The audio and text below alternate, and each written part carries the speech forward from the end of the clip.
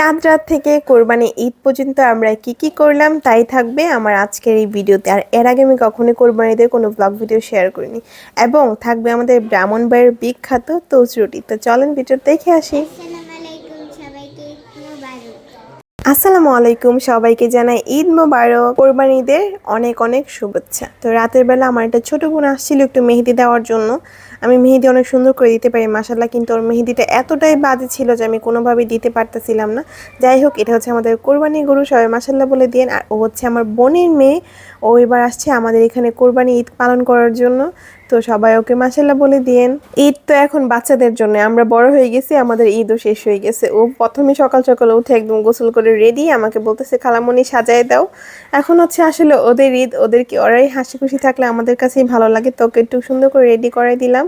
আর ও তো অনেক বেশি খুশি, ও আপনাদের সবাইকে বারবার ঈদ মোবারক জানাচ্ছিল। তো তারপর নিচে গিয়ে দেখি কোরবানি হয়ে গিয়েছে।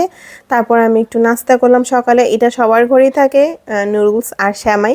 একটু নাস্তা করছি, তারপর আবার আমার বোনের মেয়ে বলতেছে নিচে যাবে গরু কাটা দেখার জন্য, একটু দেখে তারপর ভাবলাম ওদেরকে একটু শরবত বানাই দিই। তো এখানে তারপর আমি আবার লেবু ট্যাং মিলায় একটা শরবত বানাই দিতেছিলাম, ভাবলাম যে এটাও একটু ভিডিও করি, কারণ এরকম কালারিং জিনিস মানে ক্যামেরাতে দেখতে অনেক বেশি সুন্দর লাগে।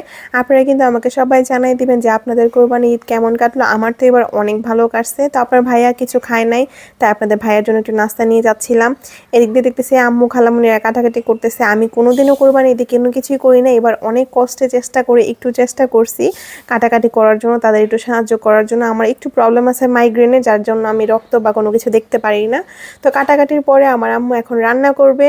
তো কোরবানি ঈদের মধ্যে অ্যাকচুয়ালি তাদের বাসার মধ্যে মা বাবার একদম বেস্ট শেফ থাকে, রাঁধুনি। তো আম্মুর হাতের কোরবানি ঈদের মাংস খেতে খুব বেশি মজা লাগে, ভাবলাম একটু শেয়ার করি। এখানে আম্মু আদা রসুন সব কিছু দিয়ে দিতেছে। আর আসলে রান্নাটা কোনো রেসিপি না, সবাই রান্না করতে পারে, তারপরে একটু শেয়ার করে আপনাদের সাথে। এখানে লবণ, হলুদ, তারপর হচ্ছে অনেক বেশি করে জিরা আর অল্প একটু ধনিয়া দিয়ে দিছে। আর মাংসটা মানে অনেক সুন্দর হয়েছে রান্না, মাখাইয়া করতেছিল। আম্মু আসলে এইভাবে রান্না করতো না, আমি বলেছিলাম যে আম্মু আমি একটু ভিডিও করবো, পরে আম্মু বলতেছে তাহলে দাঁড়া আমি সুন্দর করে মাখিয়ে জাখিয়ে রান্না করবো। এইভাবে অনেকে করে, আবার অনেকে কষাইও রান্না করে।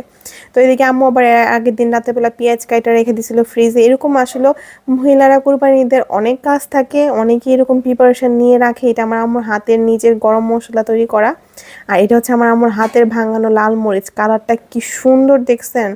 আর আমার আম্মু সবসময় সরিষার তেলে রান্না করে, এগুলো একদম খাঁটি সরিষার তেল। তো একদম অল্প একটু তেলের মধ্যে রান্না করছে, যদিও মাংসে চর্বি দেয় নাই, কিন্তু কোরবানির গরুর মাংস রান্না করলে একটু চর্বি থাকে। এখন অনেকেই বলতে পারেন যে আমি মাংস বলতেছি গোস্ত না বইলে, আসলে আমি যেটাতে অভ্যস্ত।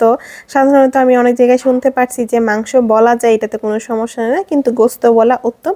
কিন্তু আমি মনে থাকে না আমার, আমি অনেকবার ভেবেছিলাম ভিডিওটা করার সময় আমি গোস্তই বলবো। এখানে আমাদের গোস্ত রান্না প্রায় অনেকটাই হয়ে গেছে। এই দিনে কিন্তু আমার ভাইয়াও প্রবাসে থাকে, তো এই দিনে আমরা আমাদের ভাইয়াকে অনেক বেশি মিস করতেছিলাম। আসলে কোরবানি ঈদে বেশিরভাগ মিস করা হয় প্রবাসী ভাই বোন বাবা সবাইদেরকে। তো এদিকে আমি আবার তাদের জন্য একটু চা বানাইতেছিলাম, এই ক্লিপটাও রেখে দিয়েছি। আর এই যে আমাদের মানে গোস্ত রান্না একদম শেষ, কেমন হয়েছে আমাদেরকে জানাবেন। ঈদের দিন যেহেতু অনেক ব্যস্ত ছিলাম, তাই এত বেশি ভিডিও করতে পারিনি, যতটুকু করেছি ততটুকু শেয়ার করলাম। আর এটা হচ্ছে আমাদের ব্রাহ্মণবাড়িটার বিখ্যাত খাবার তোচ রুটি, এটা দিয়ে আমি সকালে নাস্তা করেছি গরুর মাংস দিয়ে, এটা খেতে খুব বেশি মজা হয়। তো আজকে ভিডিওটা এই পর্যন্ত, সবাই ভালো থাকবেন, সুস্থ থাকবেন, আল্লাহ হাফেজ।